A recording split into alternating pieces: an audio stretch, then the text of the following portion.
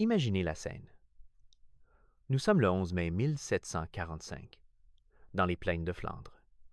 Vous êtes un fantassin français, accroupi derrière un talus boueux. Votre mousquet est chargé.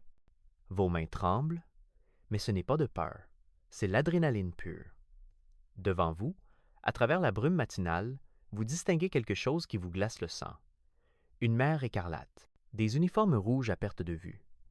Les Britanniques, les Hanovriens, les Hollandais. 50 000 hommes en formation parfaite, marchant vers vous comme une marée de fer et de discipline. Ils sont convaincus que cette journée sera une promenade. Ils croient que les Français vont se briser comme du verre. Ils ont tort. Derrière vous se tient le maréchal Maurice de Saxe, un homme si malade qu'il dirige la bataille depuis un fauteuil porté par 4 grenadiers. Il a de la fièvre. Il crache du sang. Les médecins lui ont dit qu'il devrait être au lit, pas sur un champ de bataille. Mais Saxe a refusé. Il sait que cette bataille décidera du sort de la Flandre française. Il sait que le duc de Cumberland, le fils du roi d'Angleterre, vient avec l'armée la plus puissante que la coalition ait jamais assemblée. Et Saxe sait quelque chose que Cumberland ignore complètement. Le terrain devant vous n'est pas un champ de bataille ordinaire. C'est un piège mortel. Chaque haie, chaque fossé, chaque ferme fortifiée a été préparée pour transformer l'avance britannique en un cauchemar sanglant. Et dans quelques minutes, quand les tambours britanniques commenceront à battre, quand cette mer rouge se mettra en mouvement, le piège se refermera.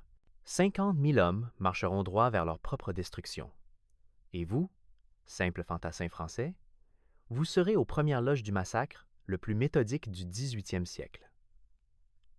Pour comprendre pourquoi cette bataille est un chef-d'œuvre de génie tactique, nous devons revenir en arrière. Nous devons comprendre comment l'Europe en est arrivée là. Nous devons comprendre pourquoi la France et la Grande-Bretagne se déchirent encore une fois. L'année 1740 est une poudrière. L'empereur du Saint-Empire romain germanique vient de mourir. Son trône est vide. Sa fille, Marie-Thérèse d'Autriche, revendique l'héritage, mais l'Europe refuse. Une femme sur le trône? Impensable. La moitié du continent se jette sur l'Autriche, comme des loups sur une brebis blessée. La Prusse envahit la Silésie. La Bavière revendique le trône impérial. Et la France? La France voit une opportunité. Louis XV et ses conseillers regardent la carte. Ils voient l'Autriche affaiblie. Ils voient les Pays-Bas autrichiens. Cette riche région des Flandres, pratiquement sans défense. C'est une cible trop tentante pour résister. La France déclare son soutien à la Bavière et envoie ses armées vers le nord. Mais voilà le problème. La Grande-Bretagne ne peut pas permettre cela. Si la France contrôle les Flandres, elle contrôle les ports de la Manche. Elle contrôle les routes commerciales. Elle devient trop puissante. Alors Londres réagit avec fureur. Le Parlement vote des fonds massifs. Le roi George désordonne la mobilisation. Et son fils, William Augustus, duc de Cumberland, reçoit le commandement d'une armée colossale avec un seul ordre, écraser les Français. Chasser Saxe hors des Flandres. Restaurer l'équilibre du pouvoir. Cumberland est un homme dangereux. Il a 24 ans, mais il a déjà prouvé sa valeur à Dettingen. Il est brutal, impitoyable, et il méprise les Français. Il les considère comme des dandys parfumés qui fuient dès que la bataille devient sérieuse. Il a assemblé une armée qui reflète sa personnalité.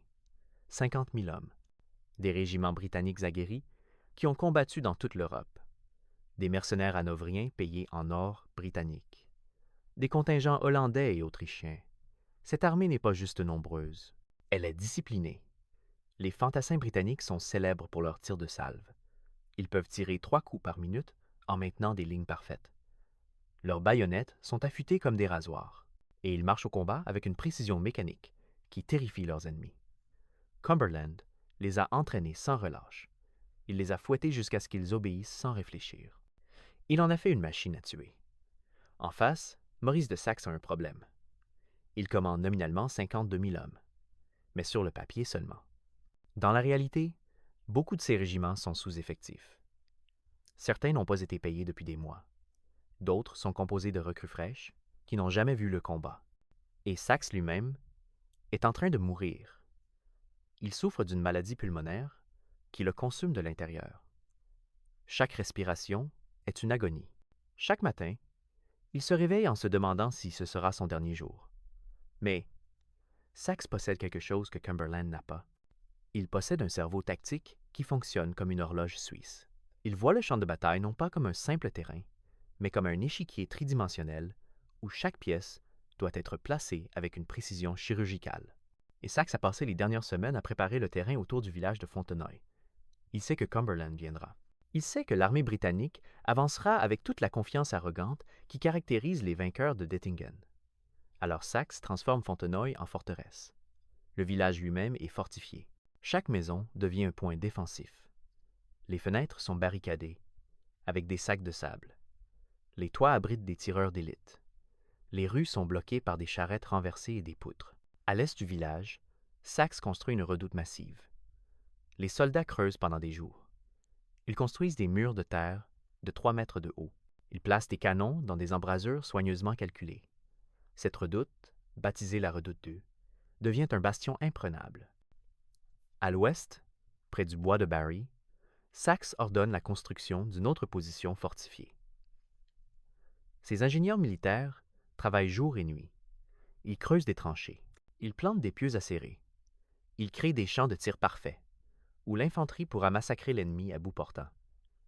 Mais le coup de génie de Saxe est invisible. Entre Fontenoy et la redoute du, il y a un espace ouvert. Un couloir de 800 mètres de large. C'est l'endroit évident pour attaquer. N'importe quel commandant regarderait cette ouverture et penserait que c'est la faiblesse de la position française. Cumberland pensera exactement cela.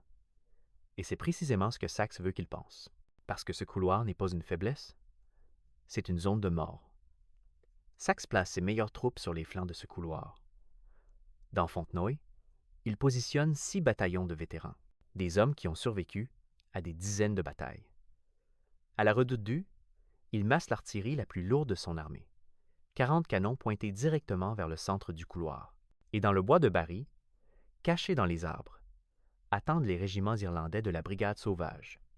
Ces hommes ne sont pas français de naissance. Ce sont des exilés, des Irlandais catholiques, chassés de leur pays par les Anglais protestants. Ils ont perdu leurs terres. Ils ont perdu leur famille. Certains ont vu leur père pendu par les troupes de Cromwell. Ils se sont enfuis en France et ont juré de servir le roi qui leur offrait refuge.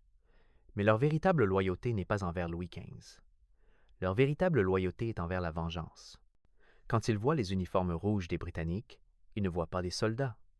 Ils voient les hommes qui ont détruit leur pays.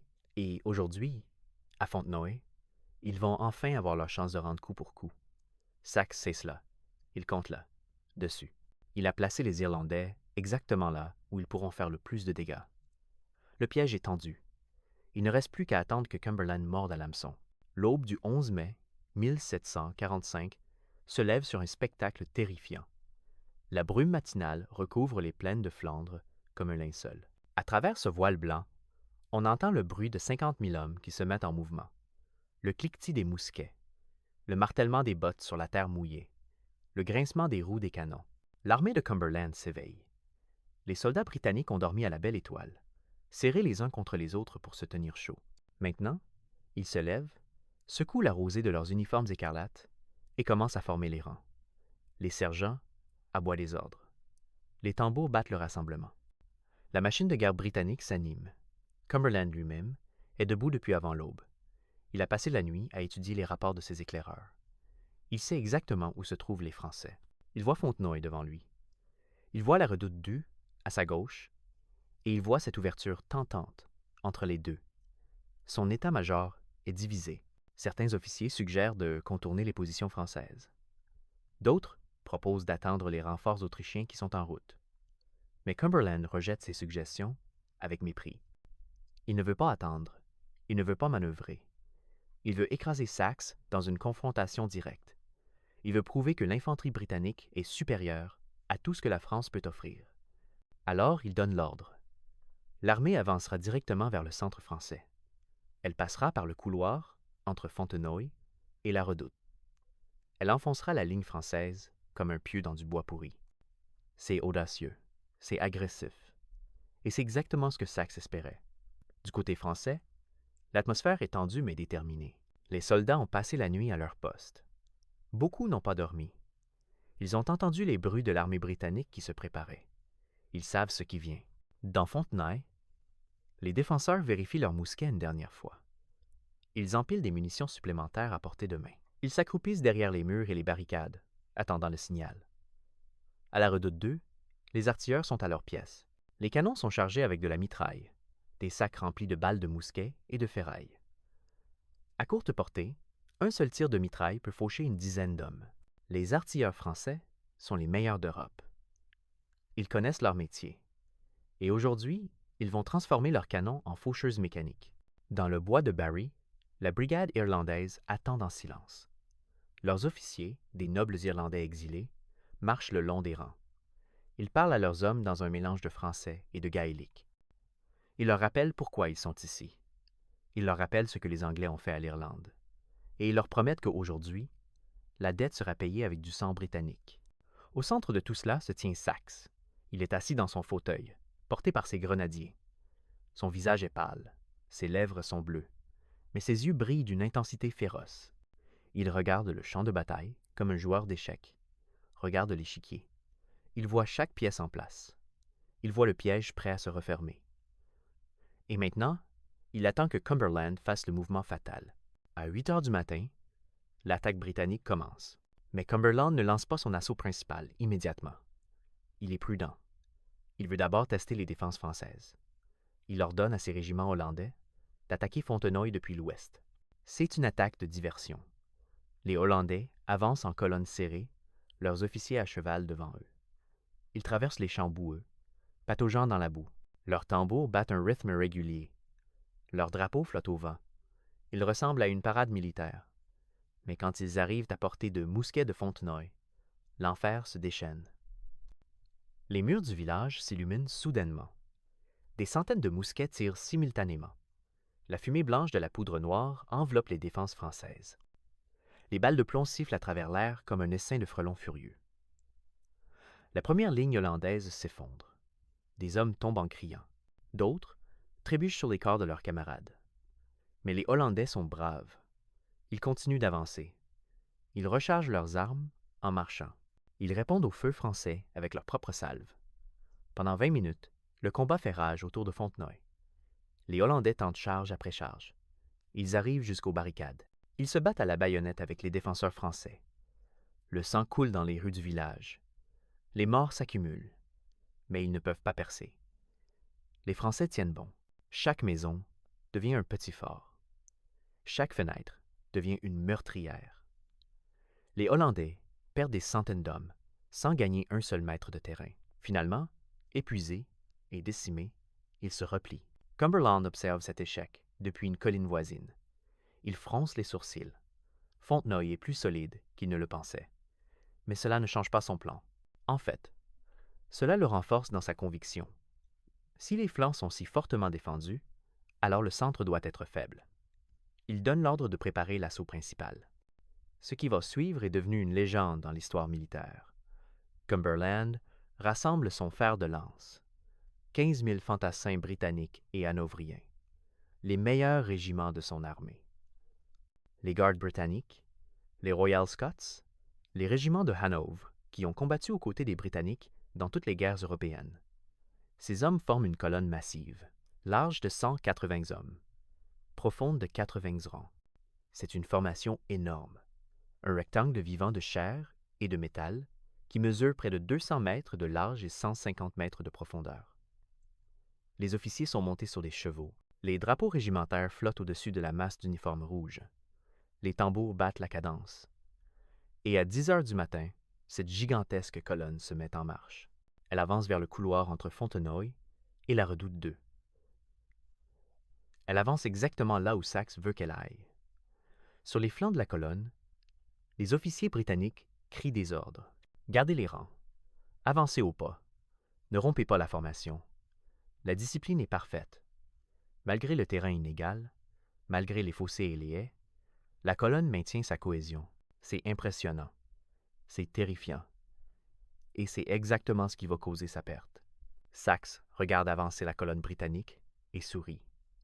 C'est un sourire sinistre, le sourire d'un homme qui voit son plan se dérouler exactement comme prévu. Il attend. Il laisse les Britanniques s'enfoncer plus profondément dans le piège. La colonne britannique franchit la première ligne de défense française, presque sans opposition. Quelques escarmouches, quelques coups de feu, mais rien de sérieux. Les Français semblent reculer. Cumberland, voyant cela, est ravi. Il avait raison. Le centre est faible. Les Français fuient. La victoire est à portée de main. Il ordonne à la colonne d'accélérer le pas. Mais à ce moment, quelque chose d'étrange se produit. Quelque chose qui va entrer dans les livres d'histoire comme l'un des moments les plus bizarres et les plus débattus du 18e siècle.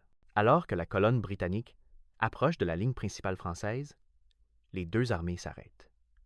Elles se font face à moins de 50 mètres de distance. Il y a un silence étrange. Les tambours cessent de battre. Et puis, depuis les rangs français, un officier crie quelque chose. Les historiens débattent encore de ce qui s'est dit exactement. Certains disent que c'était le comte d'Anterroche, officier des gardes françaises. D'autres disent que c'était un autre noble. Mais les mots sont devenus immortels. Messieurs les Anglais, tirez les premiers. C'est de la courtoisie. C'est de la chevalerie. C'est complètement absurde dans le contexte d'une bataille sanglante. Mais c'est ce qui se passe. Du côté britannique, Lord Charles Hay, capitaine des Grenadier Guards, s'avance. Il ôte son chapeau. Il salue les Français. Et il crie en retour. « Messieurs des gardes françaises, nous ne tirons jamais les premiers. Tirez vous-même. » C'est un moment surréaliste. Deux armées, sur le point de s'entretuer, qui échangent des politesses comme dans un salon parisien. Mais cette politesse cache un calcul tactique mortel. Les deux commandants savent que dans la guerre du 18e siècle, celui qui tire en premier a un avantage énorme. Le mousquet de cette époque est imprécis et lent à recharger. Après la première salve, il faut près d'1 minute pour recharger. Pendant cette minute, l'ennemi peut vous charger à la baïonnette. Alors celui qui tire le second peut voir où va la première salve, encaisser les pertes, et ensuite tirer dans un ennemi qui n'a plus de munitions chargées. C'est un jeu de poker mortel. Et finalement, ce sont les Britanniques qui clignent des yeux en premier. Lord Hay donne l'ordre. Feu. Les rangs britanniques explosent en une salve massive. 15 000 mousquets tirent en même temps. Le bruit est assourdissant. Un rugissement qui fait trembler la terre. La fumée blanche de la poudre enveloppe toute la colonne. Pendant quelques secondes, on ne voit rien. On ne peut qu'entendre les cris et les gémissements des blessés. Quand la fumée se dissipe légèrement, on voit les dégâts. La première ligne française a été déchiquetée. Des dizaines d'hommes sont tombés. Des trous béants apparaissent dans la formation. Certains régiments français, composés de jeunes recrues, commencent à paniquer. Ils reculent, ils se bousculent. Pendant un instant, il semble que la ligne française va se briser. Cumberland, voyant cela, hurle de triomphe. Il ordonne à la colonne d'avancer, de charger à la baïonnette, d'achever les Français en fuite. Mais Saxe n'a pas dit son dernier mot. Depuis son fauteuil, il donne des ordres rapides. Des officiers galopent dans toutes les directions. Et maintenant, le piège se referme vraiment. Les canons de la redoute du s'ouvrent en premier.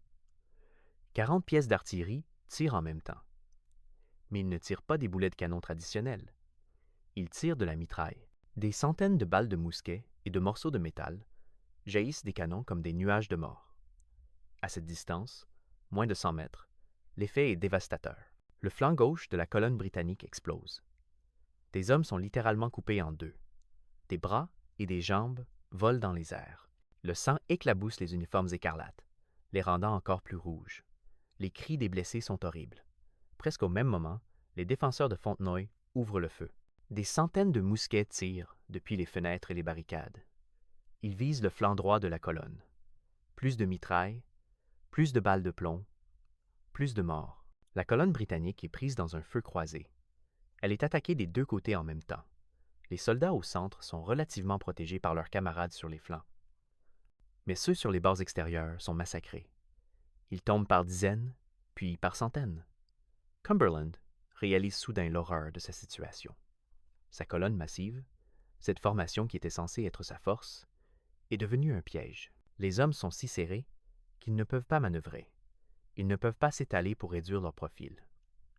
Ils ne peuvent pas charger les positions françaises parce que les flancs sont trop fortement défendus. Tout ce qu'ils peuvent faire, c'est rester là et absorber le feu meurtrier. Mais les Britanniques ne sont pas des lâches. Loin de là. Ils commencent à riposter. Les rangs extérieurs se tournent vers Fontenoy et vers la redoute. Ils tirent leur propre salve. Le combat devient un enfer de fumée et de plomb. Pendant plus d'une heure, les deux côtés s'entretuent à bout portant. La fumée est si épaisse qu'on ne peut voir qu'à quelques mètres. Les hommes chargent et tirent mécaniquement, sans même voir clairement leur cible. Ils visent simplement dans la direction de la fumée ennemie et espèrent toucher quelque chose. Et puis, incroyablement, la colonne britannique commence à avancer. Malgré les pertes terribles, malgré le feu qui pleut de tous les côtés, ces soldats refusent de reculer. Ils poussent en avant, pas à pas, enjambant les corps de leurs camarades tombés. Ils avancent vers le centre de la ligne française. Et les Français, épuisés par l'intensité du combat, commencent à céder du terrain. C'est le moment le plus dangereux de la bataille. Si les Britanniques perçant le centre français, toute la position de Saxe s'effondrera. La bataille sera perdue. La Flandre sera perdue. Saxe le sait. Il envoie des messagers à la brigade irlandaise. C'est le moment. Le moment qu'ils ont attendu toute leur vie. Le moment de la vengeance. Les 6 régiments irlandais sortent du bois de Barry. Ils avancent en formation serrée, leurs officiers à leur tête. Ils portent des uniformes bleus avec des parements rouges. Leur drapeau porte la harpe irlandaise, et sur leur visage se lit une détermination féroce. Ils ont regardé les Britanniques massacrer leurs camarades français pendant plus d'une heure. Ils ont entendu les cris des blessés. Ils ont senti l'odeur de la poudre et du sang. Et maintenant, c'est leur tour. Le commandant de la brigade, le comte de Thomond, lève son épée. Il crie un ordre qui résonne à travers les rangs. Souvenez-vous de Limerick. Souvenez-vous du Boyne. Souvenez-vous de l'Irlande. Et puis, avec un rugissement qui ressemble plus à un cri de guerre qu'à un ordre militaire, il hurle, en avant, à la baïonnette. Tuez-les tous. La charge de la brigade irlandaise à Fontenoy est l'un des moments les plus sauvages et les plus sanglants de toute l'histoire militaire du 18e siècle. Ce ne sont pas des soldats qui avancent avec discipline. Ce sont des fantômes vengeurs qui se déchaînent. Les Irlandais frappent le flanc droit de la colonne britannique, comme un marteau. Ils n'essaient même pas de tirer. Ils vont directement au corps à corps. Baïonnette contre baïonnette. Crosse de mousquet contre crâne. Couteau contre gorge. C'est brutal. C'est primitif. Et c'est exactement ce dont Saxe avait besoin. Les Britanniques, déjà épuisés par une heure de combat intense, déjà décimés par l'artillerie, se retrouvent soudain attaqués par des hommes qui se battent avec une fureur démoniaque. Les Irlandais poussent des cris en gaélique. Ils hurlent des malédictions contre l'Angleterre. Certains pleurent de rage en combattant. Ils frappent encore et encore, même après que leurs ennemis soient tombés. Pour eux, ce n'est pas une bataille. C'est un règlement de compte personnel. Et les Britanniques, pour la première fois de la journée, commencent à reculer. Pas de manière ordonnée, pas selon un plan tactique. Ils reculent parce qu'ils sont humainement incapables de tenir leur position face à cette furie. Au même moment, Saxe lance sa cavalerie. Des escadrons de dragons français galopent depuis les réserves. Ils chargent dans les brèches créées par les Irlandais. Les sabres brillent au soleil. Les chevaux piétinent les blessés. C'est un chaos total. La formation britannique, cette magnifique colonne qui avait avancé avec tant de confiance il y a 2 heures, se désintègre. Les régiments se mélangent. Les officiers perdent le contrôle de leurs hommes. Certaines unités essaient de maintenir leur cohésion et de se retirer de manière ordonnée. D'autres simplement paniquent et fuient. Cumberland essaye désespérément de rallier ses troupes. Il galope le long de la colonne en train de se désintégrer, criant des ordres, brandissant son épée. Mais ses mots sont perdus dans le rugissement de la bataille. Ses propres gardes du corps doivent le protéger de la cavalerie française qui charge. À un moment, il est presque capturé. Un dragon français s'approche suffisamment pour donner un coup de sabre qui manque sa tête de quelques centimètres seulement. À midi, la retraite britannique est devenue une déroute. Les survivants de la colonne fuient le champ de bataille aussi vite que leurs jambes peuvent les porter. Ils jettent leurs mousquets pour courir plus vite. Ils abandonnent leurs blessés. Ils abandonnent leurs drapeaux. Tout ce qui compte, c'est échapper à cet enfer.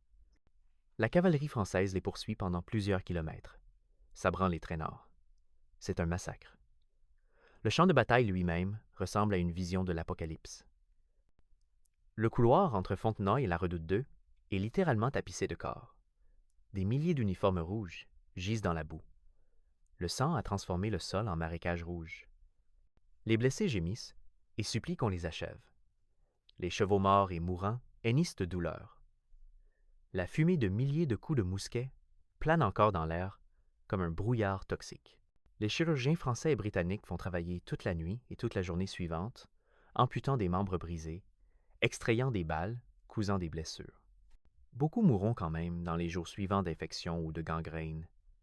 Les pertes sont effroyables. L'armée britannique a perdu près de 7500 hommes, morts, blessés ou capturés. Certains des meilleurs régiments de Grande-Bretagne ont été décimés. Le premier régiment des Guards a perdu plus de la moitié de ses effectifs. Les régiments hanovriens ont été pratiquement anéantis. Les Français n'ont pas été épargnés non plus. Ils ont perdu environ 5000 hommes. Mais c'est une victoire. Une victoire claire et incontestable. L'armée de Cumberland est brisée. Elle se replie en désordre vers Bruxelles, et les Français contrôlent maintenant fermement la Flandre. Saxe lui-même ne voit pas toute la victoire. À un moment pendant la bataille, il s'est évanoui dans son fauteuil. La fièvre et l'épuisement l'ont finalement terrassé. Ses grenadiers l'ont porté à l'arrière, le protégeant du chaos. Quand il reprend conscience, la bataille est essentiellement gagnée. On lui apporte la nouvelle. Les Britanniques fuient. Le champ est à nous. Cumberland est en déroute. Saxe, trop faible pour se lever, sourit simplement. Il a gagné la bataille la plus importante de sa carrière, alors qu'il était littéralement mourant. C'est un exploit de volonté pure. Quelques jours plus tard, Louis XV lui-même visite le champ de bataille. Le roi de France, qui avait observé le combat depuis une position sûre à l'arrière, veut féliciter personnellement son maréchal. Il trouve Saxe alité dans une ferme, encore trop faible pour bouger. Louis le nomme sur place maréchal général des camps et armée du roi, le plus haut grade militaire de France. Il lui donne également le château de Chambord en récompense. Mais Saxe ne vivra pas longtemps pour en profiter. 3 ans plus tard, en 1750, sa maladie le tuera finalement. Il mourra à 44 ans, usé par des années de campagne et par la maladie qui le rongeait de l'intérieur. Mais son héritage survivra. Fontenoy entre dans la légende. Dans toute l'Europe, les gens parlent de la bataille où les Français ont piégé et massacré la meilleure armée britannique. Les chansons sont composées. Les pièces de théâtre sont écrites. Les peintres immortalisent la scène. Pour la Grande-Bretagne, Fontenoy est une humiliation nationale. Cumberland rentre à Londres en disgrâce. Le Parlement exige des explications. Comment une armée supérieure en nombre à T elle peut être si complètement défaite? Les critiques accusent Cumberland d'arrogance et d'incompétence. Ils disent qu'il a marché directement dans un piège évident. Ils disent qu'il a sacrifié des milliers de braves soldats, par fierté. Cumberland se défend faiblement. Il blâme le terrain. Il blâme la malchance. Mais personne ne le croit vraiment.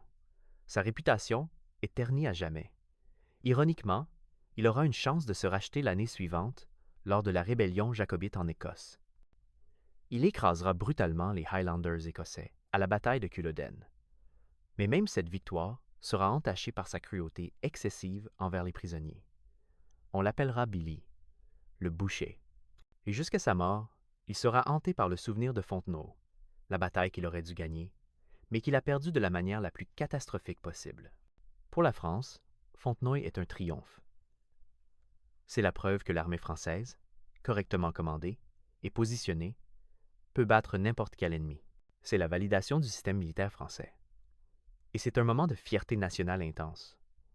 Dans les salons de Paris, dans les cafés de province, partout en France, les gens célèbrent, ils boivent à la santé du roi, ils boivent à la santé de Saxe, et ils boivent à la mémoire des braves soldats qui ont tenu bon dans les maisons de Fontenoy, dans la redoute d'eux, et surtout dans cette charge sauvage de la brigade irlandaise. Mais au-delà de la propagande et du patriotisme, Fontenoy nous enseigne des leçons importantes sur la nature de la guerre. Première leçon. Le terrain est tout. Saxe n'a pas gagné Fontenoy parce qu'il avait de meilleurs soldats. Il a gagné parce qu'il a choisi le champ de bataille et l'a préparé minutieusement. Il a transformé chaque élément naturel, chaque village, chaque bois, chaque élévation, en un outil de mort. Cumberland a ignoré le terrain. Il a vu seulement ce qu'il voulait voir, une ouverture, une faiblesse. Il n'a pas réalisé jusqu'à ce qu'il soit trop tard, qu'il entrait dans une zone de mort soigneusement préparée. Deuxième leçon. La flexibilité tactique bat la force brute. L'armée britannique était impressionnante sur le papier. 50 000 hommes disciplinés, bien entraînés, bien équipés. Mais elle était rigide. Elle avait un plan, et elle s'y est tenue même quand il était évident que ce plan menait au désastre. Saxe, en revanche, a constamment adapté sa tactique.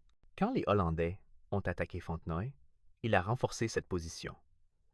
Quand les Britanniques ont avancé au centre, il a attendu le moment parfait pour contre-attaquer.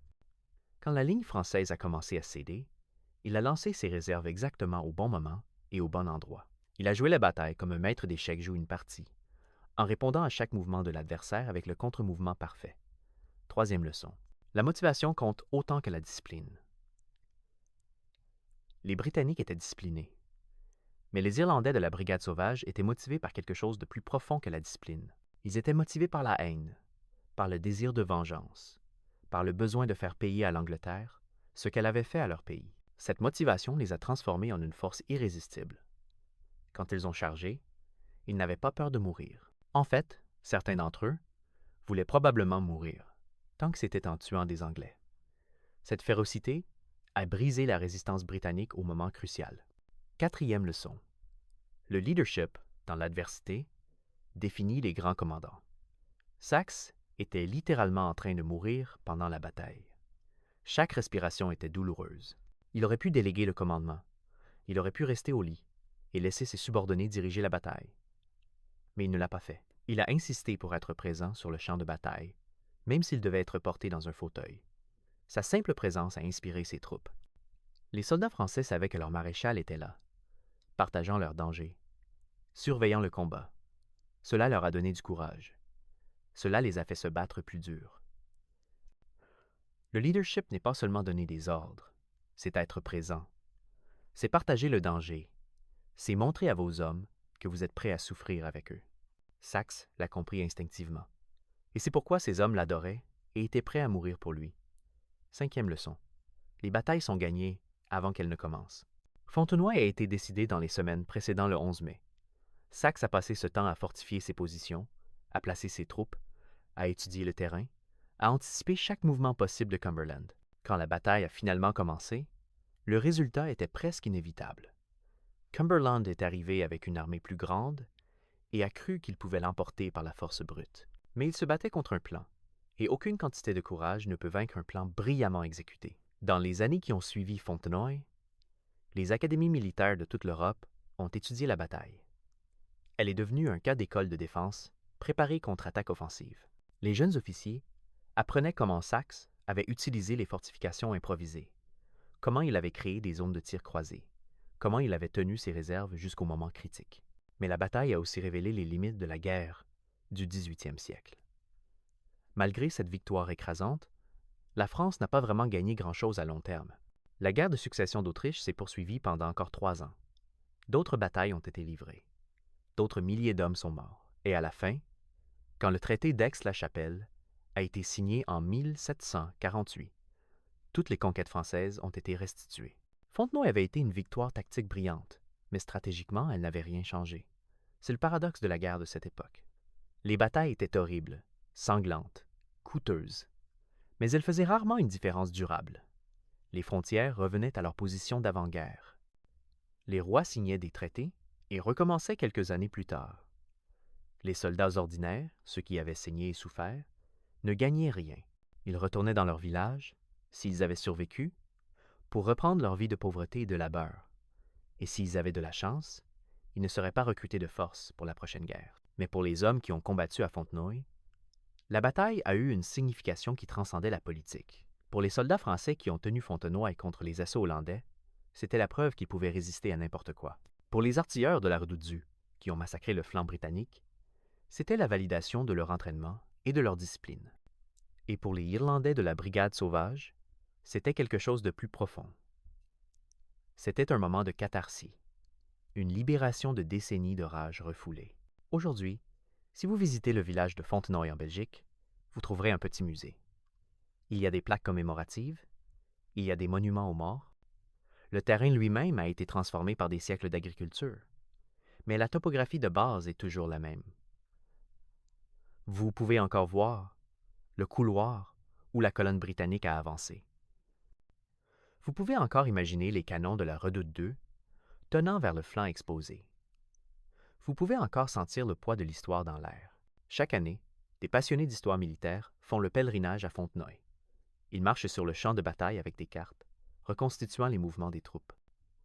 Certains apportent des détecteurs de métaux et trouvent encore des balles de mousquet et des boutons d'uniforme dans le sol.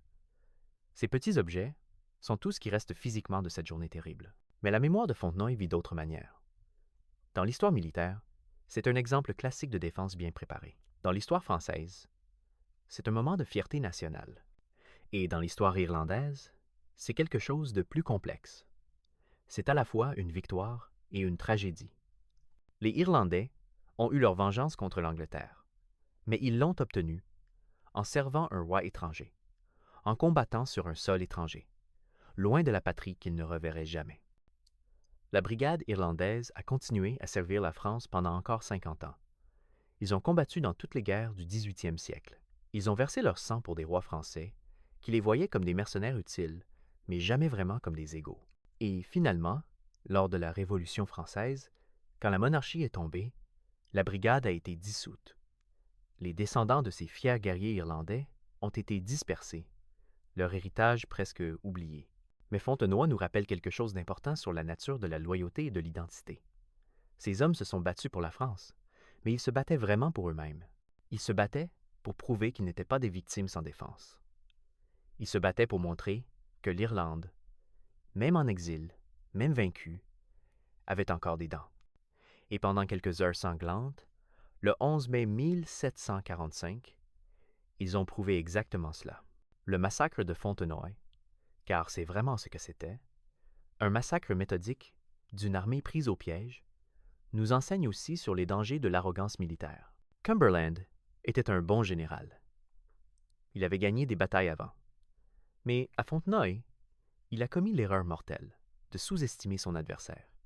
Il a regardé Saxe, un homme malade et mourant, et a supposé qu'il serait facile à battre. Il a regardé l'armée française, avec ses uniformes élégants et sa réputation de légèreté, et a pensé qu'elle manquait de la fibre martiale britannique. Il avait tort sur toute la ligne, et ses hommes ont payé pour son erreur avec leur sang.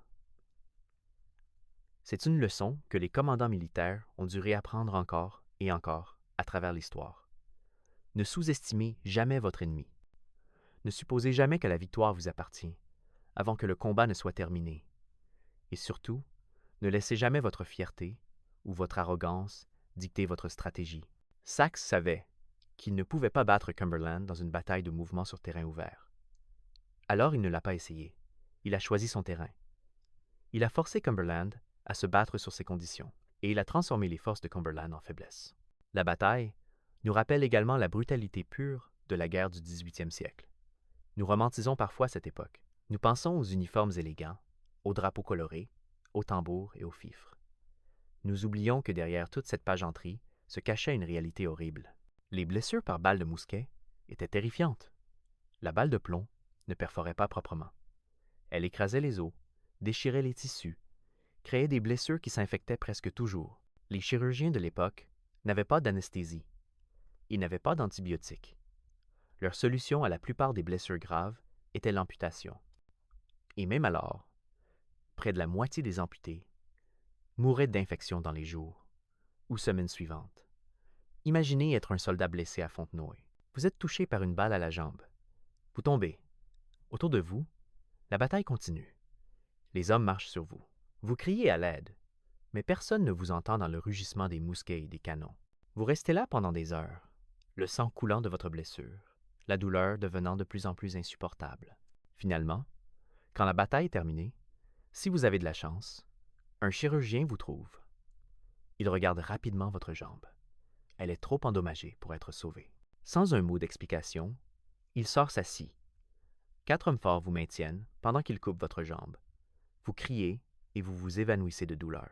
Quand vous vous réveillez, votre jambe est partie. Vous avez maintenant 2 options. Soit vous survivez et vous passez le reste de votre vie comme invalide, mendiant dans les rues. Soit l'infection vous tue dans les prochains jours. C'était la réalité de la guerre au 18e siècle. Et des milliers d'hommes à Fontenoy ont vécu exactement ce cauchemar. Mais malgré toute cette horreur, ou peut être à cause d'elle, il y avait aussi du courage, un courage extraordinaire. Les soldats des deux côtés à Fontenoy ont fait preuve d'une bravoure presque incompréhensible. Les Britanniques ont continué à avancer sous un feu meurtrier.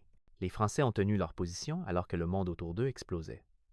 Les Irlandais ont chargé dans le corps à corps avec une férocité qui terrorisait même leurs alliés. Ces hommes n'étaient pas des surhommes. Ils avaient peur. Ils voulaient vivre. Mais ils ont fait leur devoir quand même. Pourquoi? Parce qu'ils ne voulaient pas décevoir leurs camarades. Parce qu'ils ne voulaient pas être considérés comme des lâches. Parce que la pression sociale de leur régiment était plus forte que leur instinct de survie. C'est cette même pression sociale qui permet aux armées de fonctionner. Les soldats ne se battent pas pour des concepts abstraits comme la patrie ou la gloire. Ils se battent pour les hommes à côté d'eux. Ils se battent parce qu'ils ne veulent pas laisser tomber leurs amis. Ils se battent parce que reculer signifierait abandonner leurs camarades. C'est la vérité non dite de toute bataille. Et Fontenoy n'était pas différent. Quand nous regardons en arrière sur cette bataille, 280 ans plus tard, nous pouvons voir les erreurs tactiques clairement.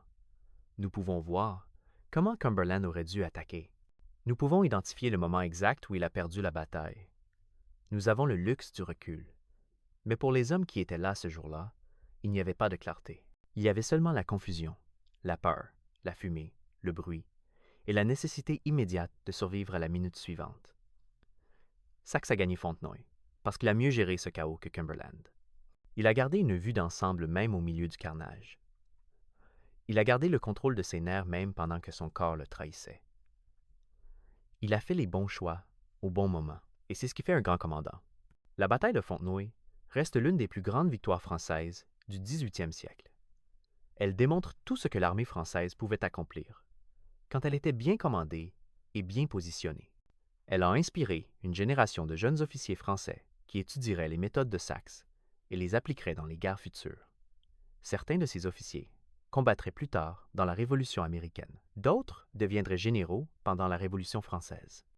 Et quelques-uns enseigneraient leurs leçons à un jeune officier corse nommé Napoléon Bonaparte, qui transformerait l'art de la guerre d'une manière que Saxe n'aurait jamais pu imaginer.